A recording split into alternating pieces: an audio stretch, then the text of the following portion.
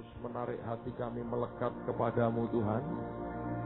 Engkau yang memampukan setiap kami menjadi penyembah-penyembah yang dicari oleh Bapa kami.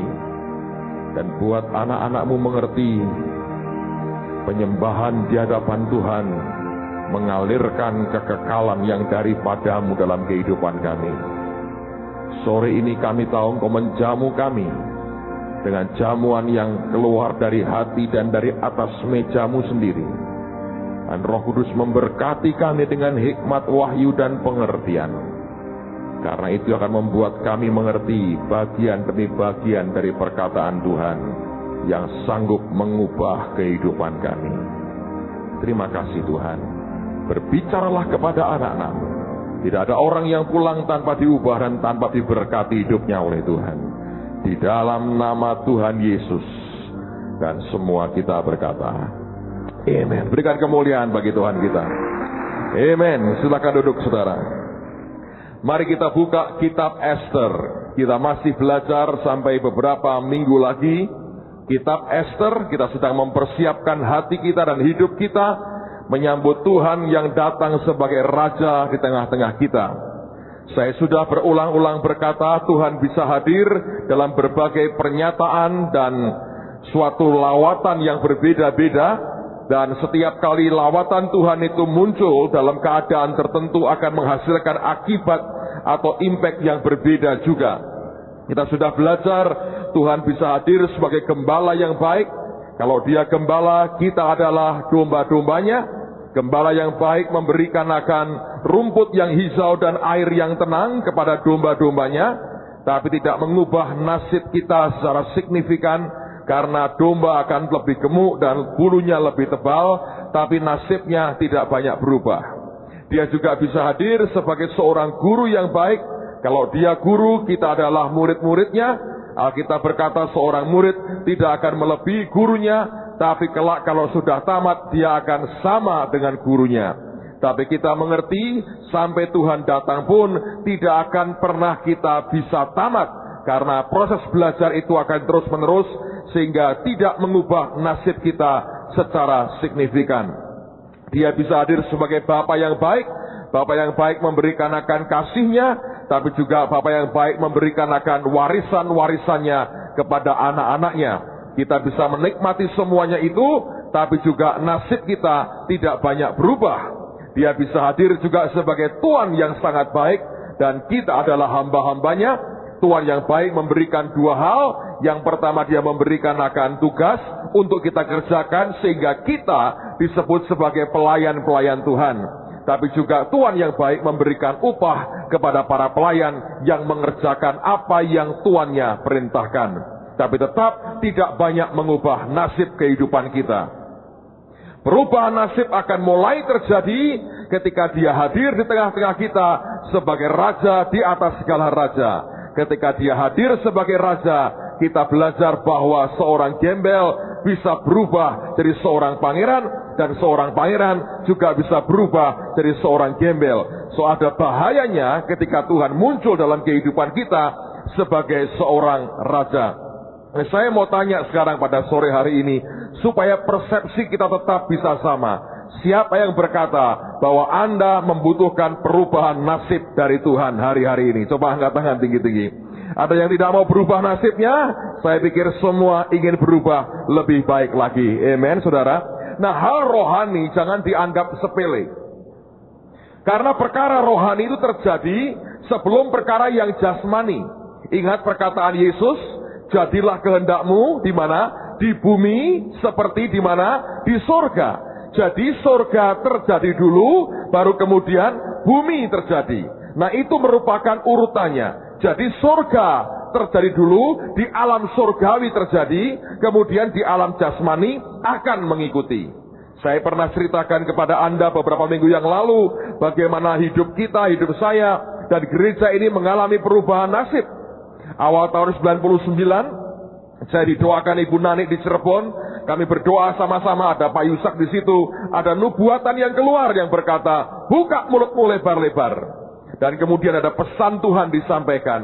Belakangan saya belajar, di Mazmur juga dikatakan yang sama, buka mulutmu lebar-lebar. Apa artinya? Saya pernah katakan kepada Anda, di zaman yang lampau ketika seorang raja berkenan dengan salah seorang bawahannya atau pegawainya, apakah dia menterinya, jenderalnya, atau panglimanya, atau siapapun yang di bawahnya, raja akan memberikan kehormatan. Dengan cara apa? Orang itu akan diundang ke depan raja, dan biasanya di dekat tahtanya ada seperti baskom yang besar, dan kalau rasanya nggak terlalu kaya, isinya baskom itu adalah manisan atau permen kalau kita sekarang. Dia akan undang orang yang dia merasa berkenan, dan dia berkata, buka mulutmu. Dan kepada orang itu kemudian dia ambil dengan tangannya, dan manisan itu dimasukkan ke mulutnya. Sejak hari itu dia dihormati oleh raja, pangkatnya naik, gajinya naik, kehormatannya naik, dan dia akan dihormati oleh lebih banyak orang. Kalau rajanya adalah raja yang sangat kaya, maka baskomnya bukan berisi manisan, tapi isinya berlian. Entah berapa karat saya nggak tahu, pokoknya berlian isinya. Dan tangan raja yang sama akan mengambil berlian itu, dan dia masukkan ke mulut orang yang dia perkenan. Ada orang berkata, Pak, kalau tertelan bagaimana? Tunggulah, besok akan muncul kembali, Anda tetap bisa memilikinya. Tapi bukan itu poinnya. Simbolnya adalah orang itu naik pangkatnya, naik tunjangannya, naik gajinya, naik kehormatannya, dan dia makin terima kehormatan. Nah, sejak saat itu saya perhatikan nasib saya berubah dan nasib gereja ini berubah. Sejak hari itu Tuhan memberkati kita sampai dengan hari ini. Dan ada kabar baik yang Tuhan mau sampaikan buat kita bulan depan dalam kebaktian Jumat Agung. Berdasarkan nubuatan yang kita terima dan berbagai pernyataan Tuhan yang sudah saya sampaikan, Tuhan akan hadir sebagai Raja di tengah-tengah kita. Amen. Dan saya mau berdoa, nasib semua Anda akan diubah Tuhan dengan luar biasa. Tahun ini nasib kita tidak akan sama lagi. Tidak akan lebih buruk, saya berdoa. Akan jauh lebih baik. Dan karena Tuhan yang maha baik hadir di tengah-tengah kita. So, selama 3 minggu berturut-turut sudah kita pelajari bagaimana cara kita menyukakan hati Raja. Karena ini masalah persiapan hati, masalah hati kita yang harus terus diizinkan untuk dibentuk Tuhan dalam kehidupan kita. Nah, sore hari ini kita masih akan melanjutkan, tapi mari lihat dari angle yang berbeda, dari sudut yang berbeda. Apa yang Tuhan tidak suka dan apa yang Tuhan suka dalam kehidupan kita. Ada 3 hal penting yang saya mau sampaikan buat Anda sekalian. Mari buka Ester pasal 2. Lihat bagian yang pertama ayat 19 sampai dengan ayat yang ke-23. Nanti kemudian kita akan sambung di pasal yang ketiga. Saya mendorong Anda selesaikan kitab Ester, hanya 10 pasal. Saya mau tanya siapa yang sudah pernah baca kitab Ester sampai habis. Coba angkat tangan tinggi-tinggi.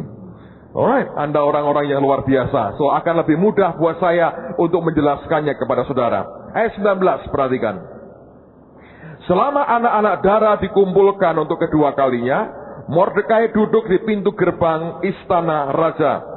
Adapun Ester tidak memberitahukan asal-usul dan kebangsaannya, seperti yang diperintahkan kepadanya oleh Mordekai. Sebab Ester tetap berbuat menurut perkataan Mordekai, seperti pada waktu ia masih dalam asuhannya.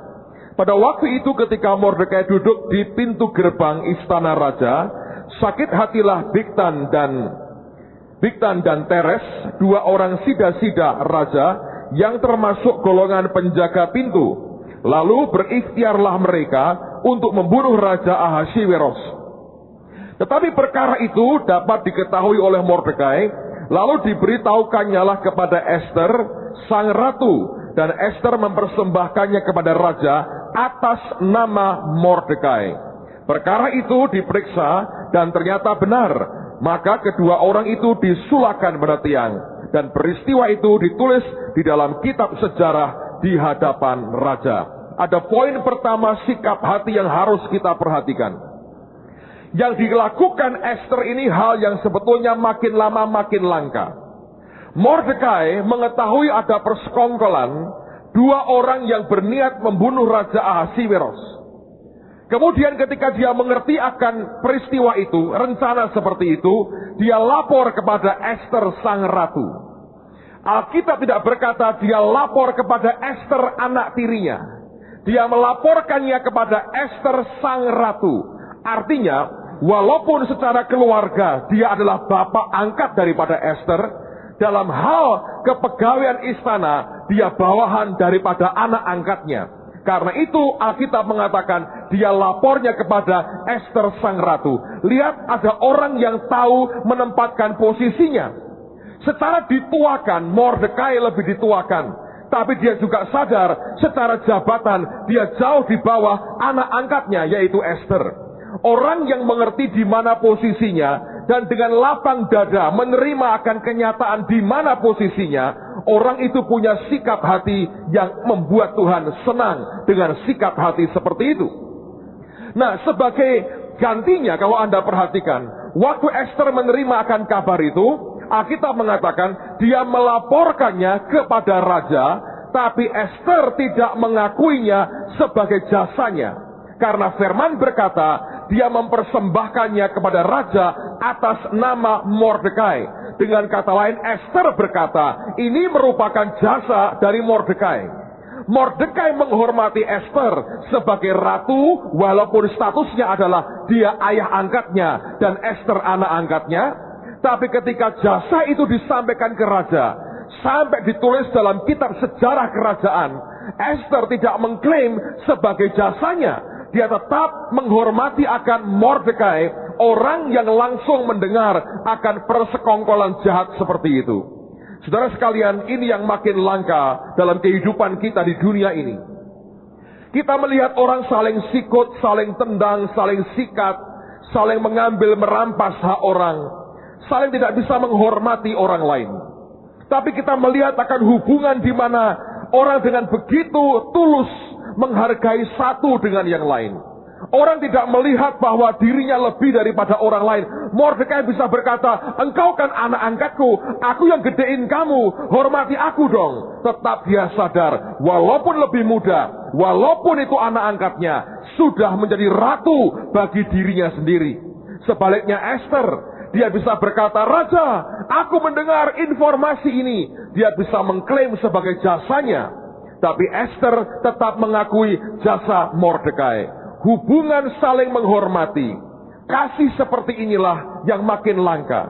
Betapa sulitnya kita untuk bisa memberikan pujian dan penghargaan kepada teman-teman, saudara seiman kita, orang-orang sekitar kita.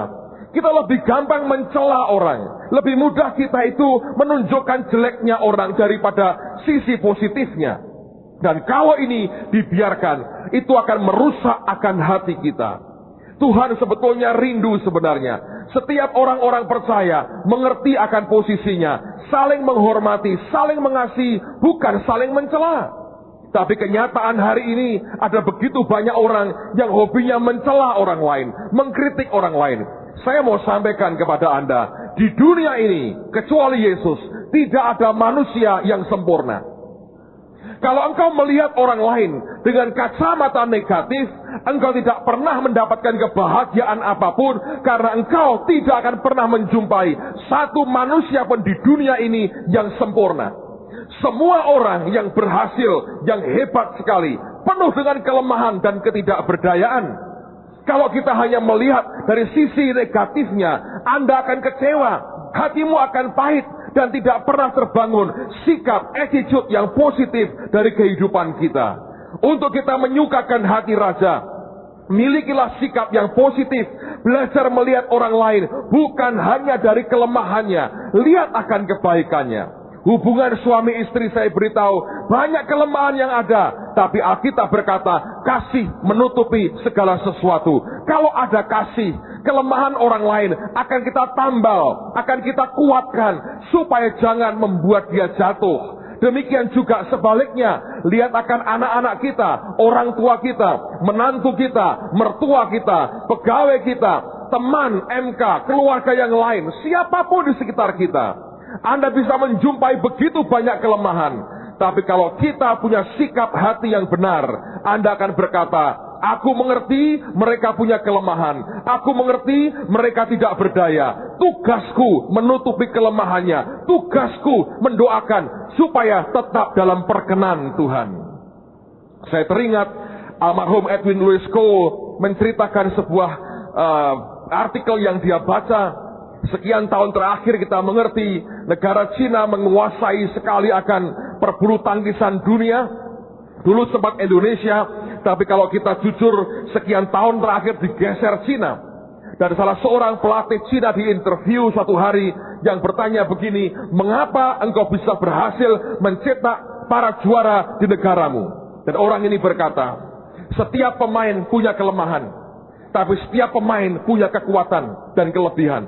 Aku tidak menfokuskan diriku menutupi kelemahannya. Aku menfokuskan diriku memperkuat akan kelebihan dan keunggulannya. Maka kelebihan dan keunggulannya akan menutupi ketidakmampuan dan kelemahannya. Dan rupanya itu menghasilkan akan juara-juara dunia yang luar biasa. Saya mau sampaikan lagi buat saudara, lihatlah orang lain seperti Tuhan melihat. Bersabarlah satu dengan yang lain, karena Tuhan belum selesai dengan kita. Jangan punya sikap hati yang suka menghakimi. Belajar saling memberikan respek, mendahului dalam memberikan hormat. Mordekai mengatakan, engkau Ratu Esther, bukan engkau anak Esther, engkau Ratu Esther. Esther berkata, itu jasa Mordekai dan bukan jasaku. Kalau orang Kristen hidup seperti ini, kekuatan tubuh Tuhan akan luar biasa. Saling menopang, saling melapis, dan saling mendukung, dan bukannya saling menghancurkan. Supaya lebih jelas saya mau cerita dengan saudara. Mungkin kitab Esther tidak menjelaskan terlalu banyak, tapi mungkin cerita ini akan menolong saudara. Beberapa hari yang lalu saya nonton televisi. Wow, nggak rohani Pak, kelihatannya begitu. Yang saya lihat adalah bukan film rohani, tapi film kungfu. Siapa yang pernah nonton film kungfu? Coba angkat tangan tinggi-tinggi. Nah, dosa kita sama. Saya mau ceritakan akan film kungfu, sebab kalau Alkitab nggak mempan, kungfu ini jurus-jurusnya akan mempan untuk masuk ke hati saudara. Saya tidak selesai nontonnya, tapi saya ngerti kurang lebih ceritanya. Judulnya menarik. Pembalasan dendam. Kalau kungfu tidak pernah mengasihi, nggak ada, mesti balas dendam kok isinya ya. Pembalasan dendam 4 pendekar cacat. Nah, saya ceritanya Anda boleh bawa pulang, direnungkan baik-baik dan dikerjakan. Diceritakan ada seorang penjahat yang ilmu kungfunya hebat sekali. Dan penjahat ini memang dia jahat, makanya disebut penjahat. Kalau penjahit lain lagi, dia tukang jahit saudara. Dia nggak suka membunuh lawannya, tapi yang dia suka itu membuat cacat lawannya.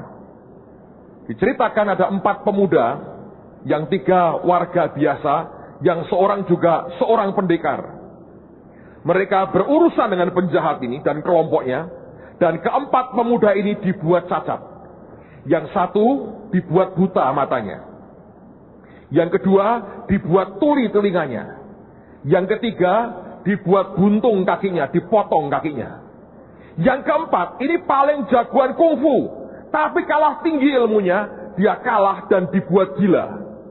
Bahasa gampangnya kentir, gitu orang Semarang bilang saudara ya. Kalau Anda tidak tahu gila, kentir mungkin lebih gampang dimengerti. Anda tahu gambarannya kurang lebih. Jadi yang satu buta, tuli, buntung, dan kentir, gila. Ini 4 orang ini menurut cerita kumpul sama-sama, senasib, lalu mereka berkata, kita harus cari guru kungfu yang hebat untuk ngajari kita supaya bisa balas dendam. Nah, ini tidak pernah ada di Alkitab. Di kungfu banyak, di Alkitab gak ada balas dendam saudara. Yang ini harus dibuang, jangan balas dendam dengan siapapun. Lalu singkat cerita, mereka ketemu dengan seorang guru yang hebat sekali dan sudah tua. Gurunya geleng-geleng berkata begini, wah, orang sehat saja belajar kungfu, ilmuku susah. Kalian 4-4-nya cacat. Ini satunya buta, satunya tuli, satunya buntung. Yang utuh berkata, tapi saya utuh. Iya, tapi kru kentir katanya. Sama juga parahnya. Jadi 4-4-nya ini parah. Tapi ini guru memang hebat sekali. Dia berkata, pokoknya aku tidak akan menyerah. Kamu tak ajari ilmuku, tak turunkan ilmuku. Lalu kemudian guru itu menemukan begini. Di setiap kelemahan bisa menimbulkan kekuatan di sisi yang lain. Yang buta nggak bisa lihat, tapi dia mengerti. Kalau orang itu buta, biasanya telinganya tajam sekali. Dilatih pendengarannya dengan kungfunya, sehingga daun jatuh pun itu bisa terdengar katanya. Kok dengar Pak? Cuman film, percayalah wong ini film saudara. Jadi pokoknya dia dilatih pendengarannya, diajari kungfu. Yang tuli dilatih penglihatannya supaya tajam ngelihatnya. Kalau melirik luar biasa. Pokoknya ditekankan kekuatannya di mata, diajari supaya kuat matanya. Yang buntung dikasih kaki besi, bukan cuma sepatu, kaki besi. Dilas, dibuat gitu, nggak tahu caranya gimana lah pokoknya. Di kaki besi betul saudara. Lalu diajari kungfu dengan kaki besi. Yang kentir nggak bisa diajari, tapi dia punya ilmu, nggak hilang juga, nggak terlalu tinggi, tapi kentir. Diajari apapun nggak bisa ngeh dia karena ada soak di sininya baterainya. Jadi sudah dibiarkan aja, bantu yang lain. Singkat cerita itu diajari bertahun-tahun. Lalu kemudian tiba waktunya mereka pamitan mau balas dendam. Yang ini kembali lagi jangan ditiru saudara ya. Lalu kemudian mereka bertarung dengan lawan-lawannya ini. Nah saya ceritakan, saya persingkat karena waktu kita tidak ada waktu untuk menceritakan film kungfu yang saya lihat. Tapi saya mau ajak Anda melihat suatu gambaran yang luar biasa. Ketika bertarung itu lawan beberapa kali kalah. Dan beberapa jagoannya mati, anak buahnya mati. Tapi ini musuh walaupun jahat punya otak juga. Mereka berpikir orang-orang ini cacat. Setiap orang punya kelemahan. Mari kita tanggulangi kelemahannya. Lalu ketika mereka mau berantem, si buta ini, bukan dari gua hantu, si buta ini maju ke depan. Ini kungfunya hebat sekali. Dilempar pisau, di apa itu, suara daun aja dia dengar, dia bisa atasi. Tapi penjahatnya berkata begini, orang ini memang buta dan dia melihat dengan telinganya. Kalau kita kacaukan pendengarannya, akan kacau. Lalu mereka ambil kayak drum yang gede, lalu seperti simbal yang gede, dan semua bunyi-bunyian dikeluarkan semua. Anak buahnya main gedombrangan saudara, diputeri dengan suara riuh sekali, kacau ini. Distorsi. Dan ketika dia sudah mulai kacau, ngawur, dia masal pukul ngawur, lalu orang berkata temannya, wah mati kalau begini caranya. Habis begini lengah dilempari, pasti dia mati. Lalu si tuli itu melihat begitu, dia lompat ke depan, saya nggak bisa nirukan. Dia tarik baju si buta itu, dia berkata, kamu minggir, gantian aku. Sebab buat si tuli, dikasih musik gedombrangan ke apa, tetap malam kudus sunyi senyap saudara. Nggak denger apa-apa kan? Mau dia apain terserah, dia ketawa aja, dia sikat lawan-lawannya. Tapi musuhnya juga nggak goblok. Mereka berkata, si budak yang maju. Mereka tahu kekuatannya di mata. Diambilkan cermin, banyak sekali. Dipantulkan ke matanya sehingga silau. Nah begitu silau, ini yang budak ini bingung, dia nutup matanya, tuli dan tidak bisa lihat. Temannya berkata, mati kalau begini. Butanya maju lagi, ditarik. Lalu ketika dipantuli dengan secermin, ambuk matahari double 7 tetap gelap gulita buat si buta. Mereka tarung lagi. Penjahatnya berkata, dua-dua keluarkan semua. Dari cermin sama alat musik yang gedombrangan itu dikeluarkan semua. Dua orang buta dan si buta dan si budak ini kacau balau. Dan ketika sudah terdesak hampir mati, muncullah si kentir. Tidak berani ngelawan musuhnya. Apa yang dia buat? Dia rusak cerminnya dan dia rusak alat musiknya. Dirusak semua sehingga nggak bisa bunyi lagi dan tidak berfungsi. Dia nggak berani lawan jagoannya. Tapi kalau tukang nabuh doang dipukuli sama dia, ya kalah saudara. Jadi si kentirnya maju. Lalu mereka tenang, lihat dengan jelas lagi, berantem menang lagi. Lalu muncul jagoannya. Ini dipukuli seperti apa? Tidak goyah. Dia bilang, pukul lagi. Tidak goyah. Tiga-tiganya buta, budak, kentir, mukuli. Tidak goyah. Lalu terakhir muncul kaki besi. Dia bilang, saya mau coba katanya. Dijejak dengan besinya. Jebol dadanya. Mati. Begitu mati, istri saya berkata, ayo ke gereja sekarang. Ya, matikan TV-nya. Belum selesai ceritanya. Harus ke kantor, ada banyak urusan. Lagi tegang begitu. Ayo ke gereja. Ada pendekar lebih sakti ngajak. Saya tidak berani saudara. Kalah ilmu saya. Empat-empatnya maju sama istri saya di off gitu aja. Hilang semua kok. Karena cuma bisa muncul di televisi. Saya merenungkan, saya ngomong sama istri saya. Kungfu hari ini mengajari saya sesuatu. Tahukah Anda bahwa semua kita ini punya kelemahan? Sebagian dari saudara tidak bisa lihat apa-apa. Penglihatan kagak pernah, ketok-ketokan sering. Lihat toh, melihat fisik ke depan nggak bisa, gelap aja. Tapi Anda bisa mendengar suara Tuhan mungkin. Ada orang lain lagi yang mungkin kalau melihat ke depan pinter, ngatur begini. Tapi dengar suara Tuhan kagak pernah. Tuhan berkata, apa tuh? Katanya nggak tahu tuh gua. Tapi ngatur semuanya pinter. Dia bisa lihat cuma budek, saudara. Kalau Tuhan ngomong harus teriak-teriak, tetap nggak terdengar buat dia. Seperti angin lewat aja. Yang lain lagi mungkin buntung. Yang lain lagi mungkin aneh-aneh sehingga kelihatan agak kentir. Saling bernubuat, ini Anda tahu banyak orang Kristen agak begitu. Aneh-aneh perbuatannya. Dan tidak ada buahnya. Tapi semua itu punya kelemahan dan punya kelebihan. Menghakimi orang lain berdasarkan kelemahannya tidak menolong banyak. Akan merusak hati kita. Coba kalau semua kita bisa berkata, Tuhan, aku mengerti temanku ini lemahnya di sini. Aku mengerti si A di sini kelemahannya. Ditutupi kelemahannya. Jangan dikatakan dasar budak. Yang satu berkata dasar picek. Jangan begitu. Jangan saling memaki, saudara. Semua kita punya kelemahan. Mungkin semua kita satu di antara 4 tadi. Dengan kelemahan masing-masing. Tapi kalau kita bisa belajar seperti Mordekai dan Esther. Mordekai berkata, engkau Ratu Esther. Engkau bukan anakku semata-mata. Engkau ratuku. Esther berkata, engkau berjasa. Aku akan laporkan atas nama Mordekai. Kalau hidup gereja Tuhan, orang-orang percaya, hidup seperti itu. Kita akan dibangun menjadi sebuah keluarga yang solid dan kuat. Dan apapun yang Tuhan akan tugaskan buat kita, orang percaya akan sanggup menyelesaikannya sampai ke garis akhir. Amen. Tapi kalau kita saling menghakimi, saling menghancurkan, saling menikam dari belakang, saling menjelekkan, kita akan mengalami keruntuhan dan terjadi pembusukan dalam hati kita yang tidak akan pernah membawa kebaikan apapun. Saya berdoa, kalau Anda lupakan khotbah saya yang lain, ingat 4 pendekar cacat itu. Masing-masing sadar aku yang mana. Oh, saya gurunya, Pak. Nggak ada sebetulnya. Tapi semua kita pasti punya kelemahan. Ada titik lemah tertentu yang mungkin bahkan cukup parah. Tapi tugas satu dengan yang lain. Kita melapisi dan kita mendukung. Mari kita ciptakan dalam hati kita. Kita berkata, Tuhan, aku mau munculkan dalam hatiku sikap positif terhadap satu dengan yang lain. Sebab kalau tidak, Anda sedang menyiksa akan dirimu sendiri. Hal yang kedua, teruskan di pasal yang ketiga. Saya baca ayat yang pertama sampai dengan ayat yang ke-7. Di rumah saya anjurkan Anda baca sampai habis di ayat yang ke-15. Tapi karena waktu, mari lihat ayat pertama sampai dengan ayat yang ke-7.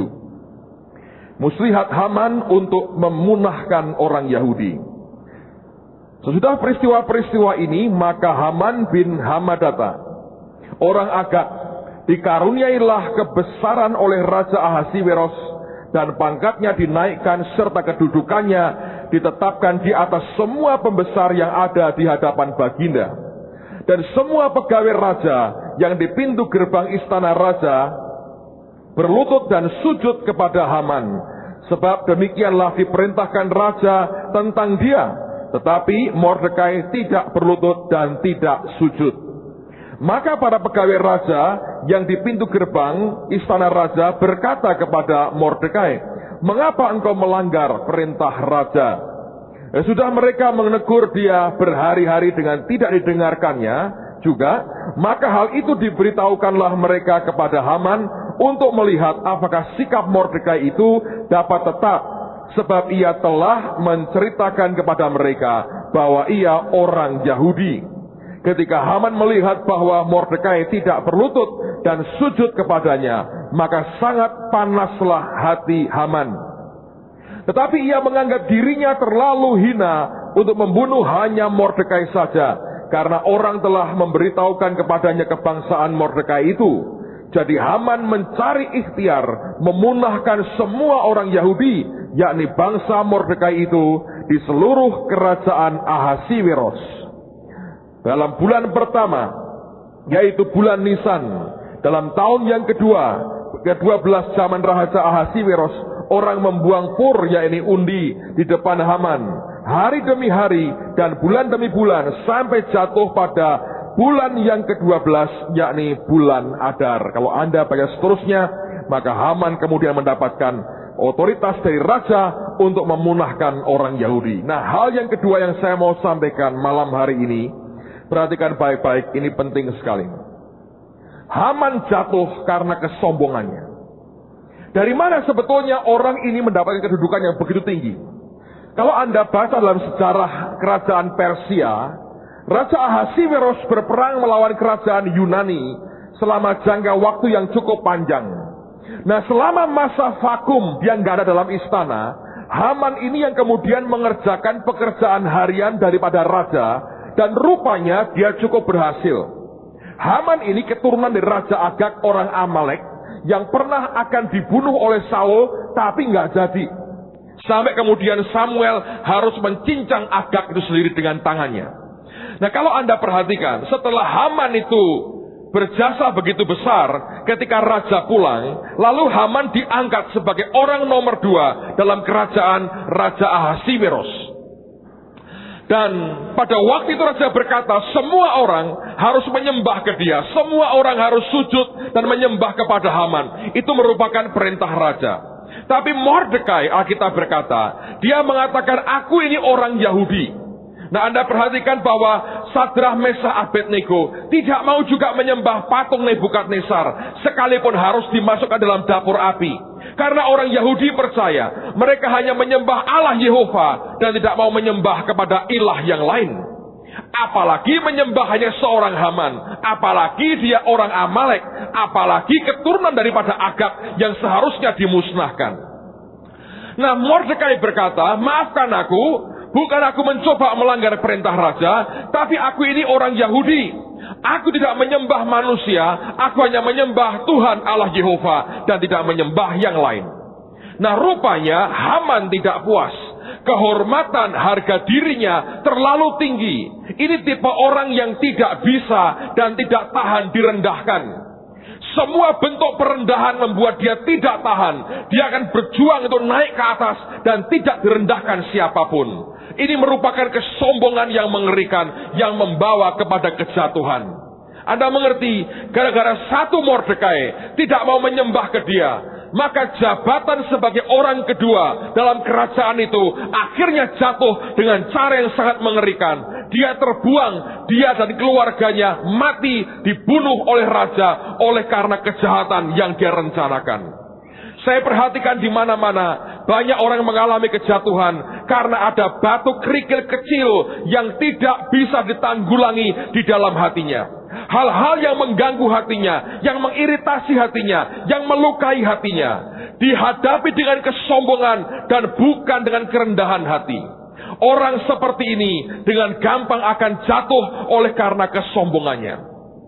Gara-gara satu orang Mordekai, dia berikhtiar membinasakan semua orang Yahudi. Kalau dia selesaikan dengan cara rendah hati, dia selesaikan dengan proporsi yang benar, mungkin ceritanya akan berbeda. Tapi kesombongan sudah menguasai batinnya, tidak tahan direndahkan.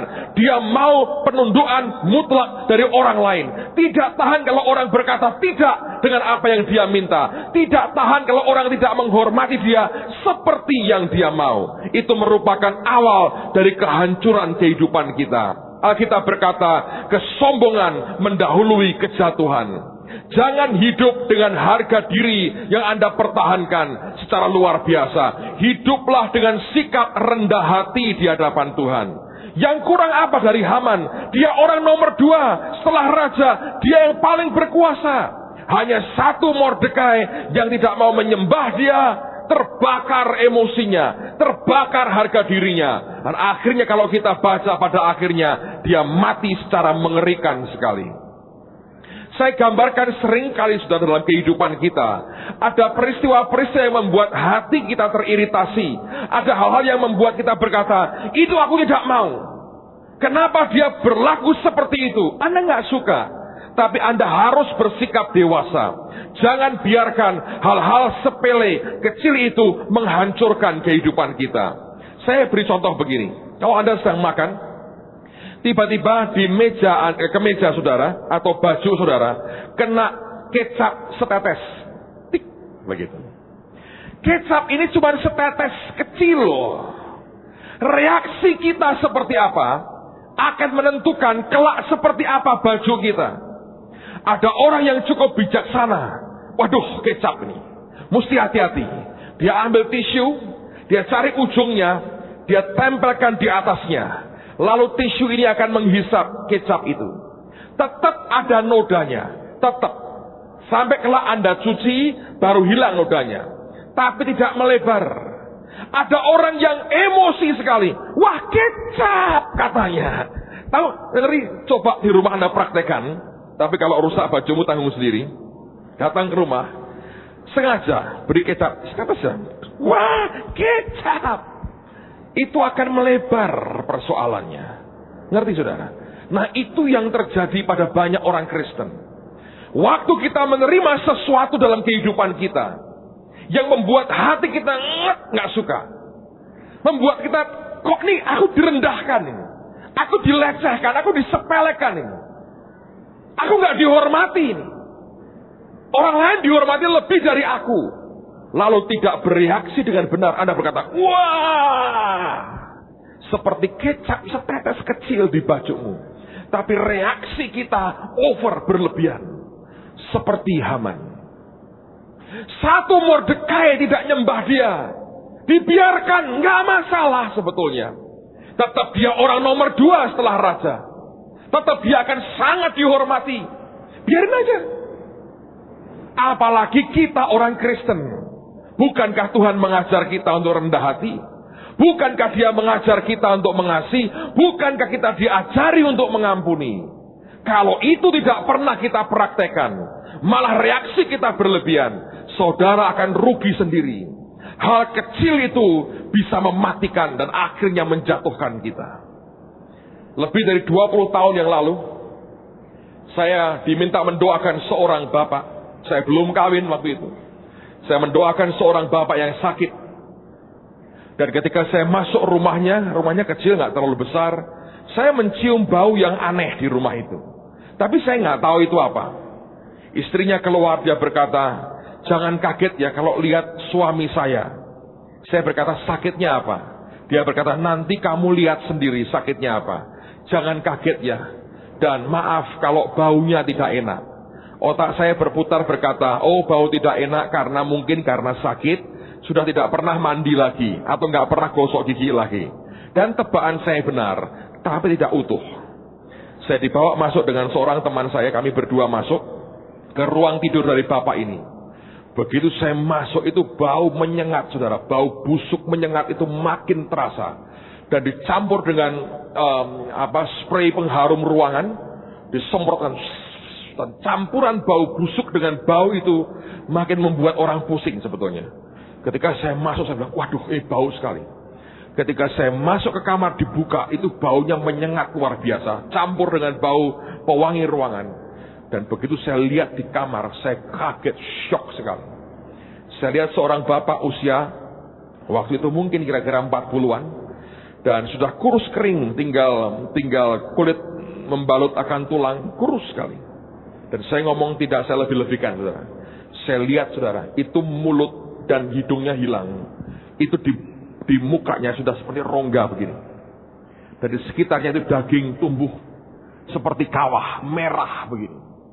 Giginya, gusinya semua hilang. Lidahnya tinggal kecil sekali. Gerak-gerak begini, nggak bisa ngomong lagi. Ini busuk sekali, merah seperti kawah, gede. Hidungnya hilang sama sekali. Saya lihat gitu, gerahamnya, gusinya hilang semua, giginya hilang semua, lidahnya hilang, tinggal gerak-gerak begini aja. Geletak begini, nggak bisa ngapa-ngapain, pucat semua. Saya kaget, saya berkata, kok bisa begini? Istrinya berkata, kanker ganas.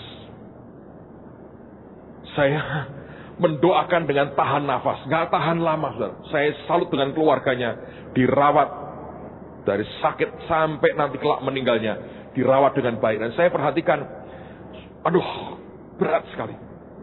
Saya doakan dia, saya nggak tahan, saya keluar. Saya nggak tahan karena lihat kondisinya dia. Juga di samping baunya. Saya keluar. Saya tanya sama istrinya, kok bisa begini suamimu?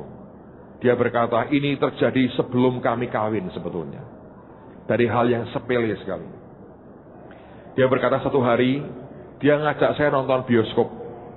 Tapi tidak punya duit. Jadi, tapi waktu itu, giginya ini satu, sakit. Dan dia bilang, aku mau cabut, nih giginya sakit sekali. Dia mau cabut gigi. Dia ngomong ke mamahnya, mah minta uang untuk ke dokter gigi. Cabut gigi katanya. Oleh mamanya dikasih duit. Tapi dia ngomong ke saya, ini duit dipakai nonton aja katanya. Ini loh, orang kalau jatuh cinta berat di ongkos saudara. Ngerti? Nggak punya penghasilan, pengen ngajak pacarnya nonton bioskop. Nggak tahu zaman itu mungkin film kungfu atau India saya nggak tahu. Dia pokoknya pengen nonton bioskop. Uangnya dipakai nonton bioskop. Tapi giginya kalau nggak dicopot ketahuan mamahnya. Anda tahu yang dia buat?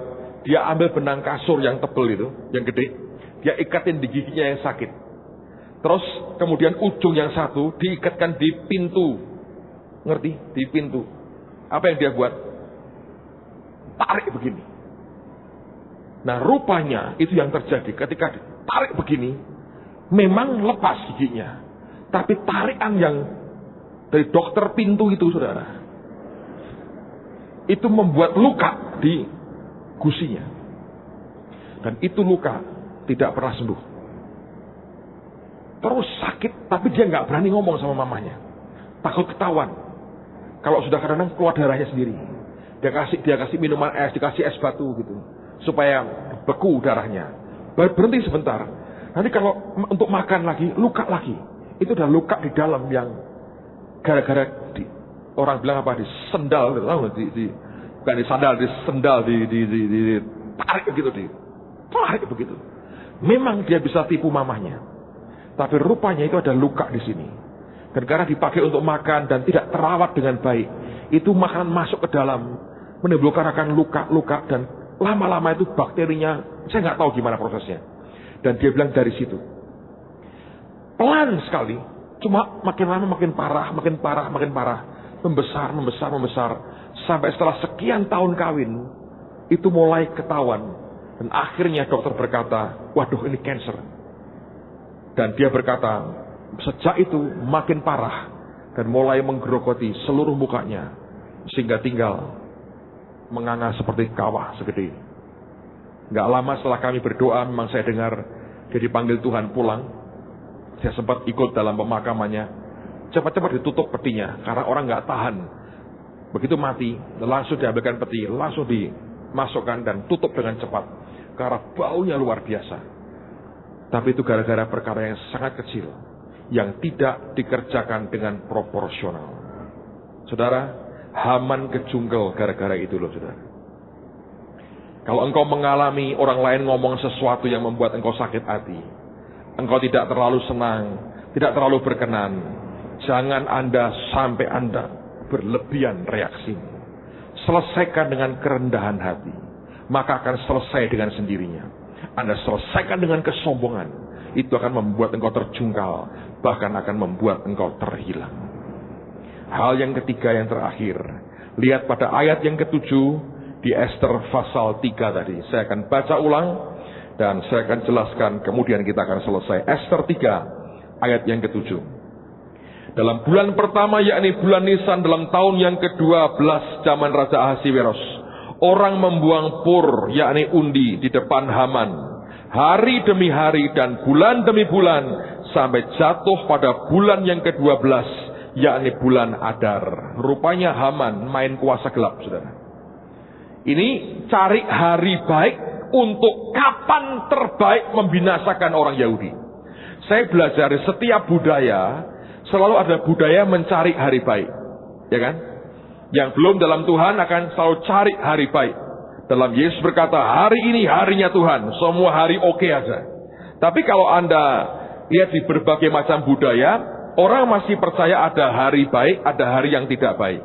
Terutama kalau orang mau kawin, ya cari hari baik. Ya ada, Senin sampai Minggu. Tambahan bisa nggak? Nggak ada. Lalu mulai lagi, cari hari baik. Orang mau pindah rumah, cari hari baik. Ya toh, masuknya lewat mana? Jendela? Oh ya, ada. Pintu, lewat dapur, bobol atap, ngerong di bawah, masing-masing punya kepercayaan, ya toh. Cari hari baik dan cara yang baik. Orang mau apa lagi? Dikubur, cari hari baik. Jadi itu ya. Kalau mau mati, cari hari baik nggak bisa, karena itu tidak dalam kendalinya. Tapi orang selalu cari hari baik. Dan kalau kita mau jujur, itu sebetulnya melibatkan kuasa gelap loh, di belakang semua itu. Nah, Haman rupanya main kuasa gelap. Kalau Anda perhatikan ini yang terjadi ya saudara. Dia nggak langsung dapat itu. Rupanya ini dukunnya ngadat. Dicari hari baik, blank terus. Sampai kalau Anda baca, itu butuh waktu hampir setahun saudara. Ini yang saya yakini. Sama Tuhan itu setan ramalnya dipencet kepalanya. Ngek. Lu diem ya. Kenapa? Dia berkata, sebab Esther belum intim dengan raja. Kalau sudah kawin setahun, dia akan intim, dia akan kenal dengan baik, dia akan makin dekat dengan raja. Lu jangan buat ulah dulu. Dipencet dulu kepalanya. Ngek katanya. Ini dukunnya, ambok sampai mabok sampai watuk-watuk, tetap nggak keluar hari baiknya. Setahun. Setelah setahun, Tuhan bilang, oke, cukup ya. Dibuka lagi icekannya. Ngok, saudara. Ngomong, silahkan ngomong katanya. Nah, setan itu kalau kerja pakai cycle, pakai siklus. Dia kerja itu niru Tuhan sebetulnya. Ini yang saya diajari Tuhan ya. Setan kalau kerja itu niru Tuhan. Pakai siklus, pakai waktu tertentu, dia kerja seperti Tuhan bekerja. Coba lihatlah Lukas pasal yang keempat. Injil Lukas pasal yang keempat. Nanti kita akan jelaskan lebih jauh. Lukas 4 ayat 13. Lukas 4:13. Alkitab berkata, sesudah iblis mengakhiri semua pencobaan itu, ia mundur daripadanya dan menunggu waktu yang baik. Kalau Anda lihat di Amplified dikatakan, and when the devil has ended the complete cycle of temptation. Setelah setan itu mengakhiri seluruh cycle, lingkaran pencobaan.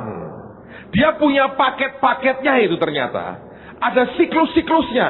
Kalau kerja ada siklus cycle waktu, cycle jenis pencobaannya, itu semuanya itu ada. Nah, perhatikan ya. Ketika Haman cari hari baik, dia membuang undi atau pur.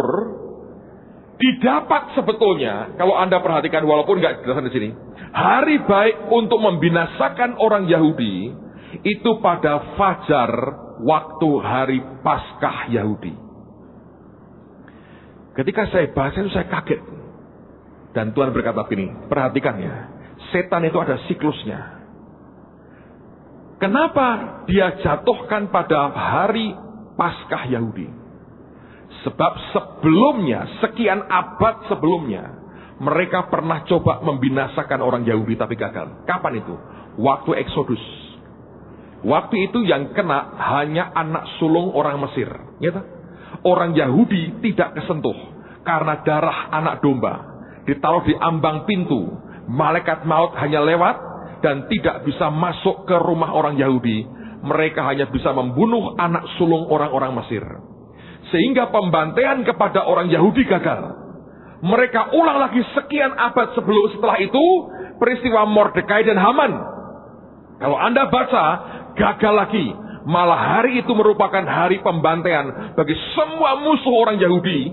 Orang Yahudi yang mau dibunuh naik, bahkan Mordekai menggantikan posisi Haman sebagai orang nomor 2. Setelah peristiwa itu, sekian abad kemudian diulang lagi saudara. Kapan itu? Mereka menangkap dan membunuh Yesus.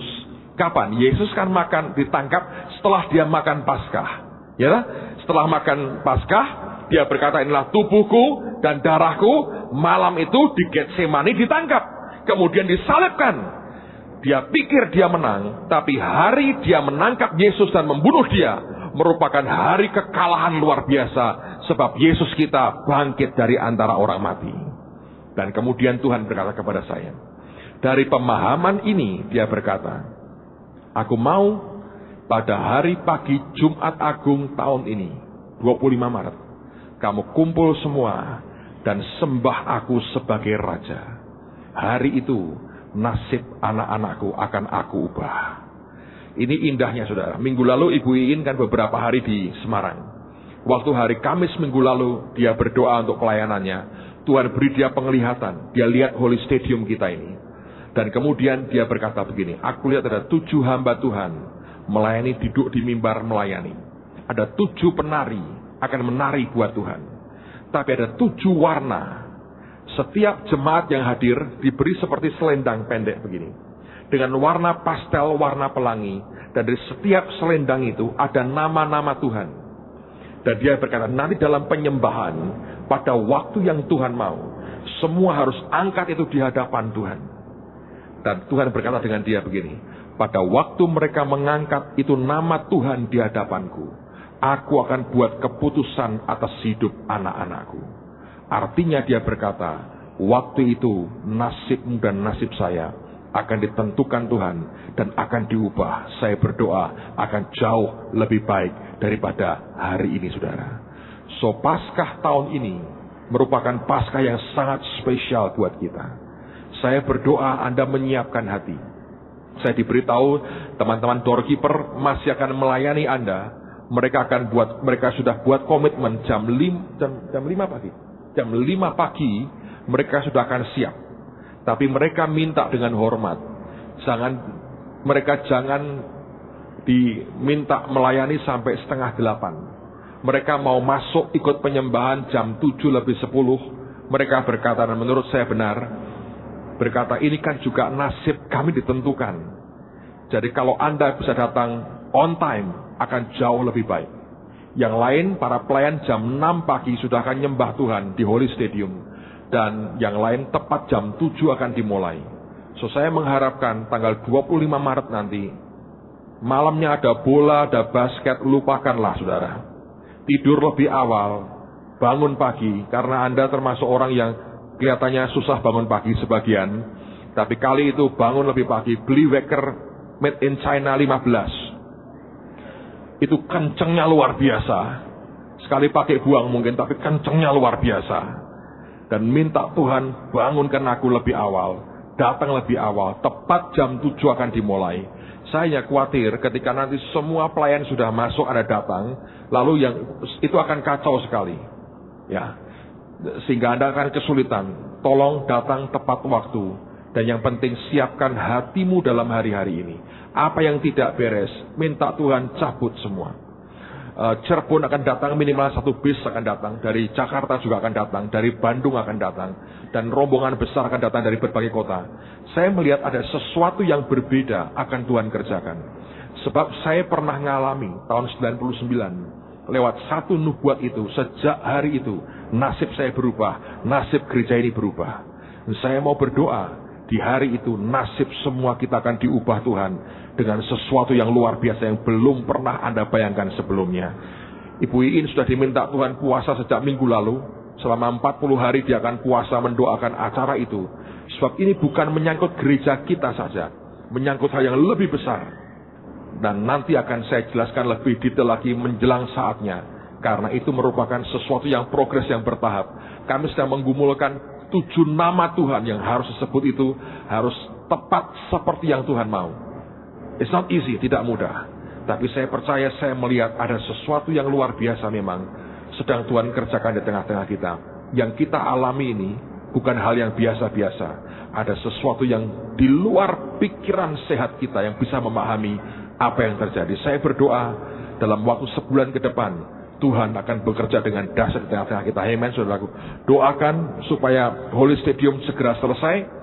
Karena kita harus selesaikan atapnya. Dan diharapkan minggu depan ini atap akan mulai dipasang.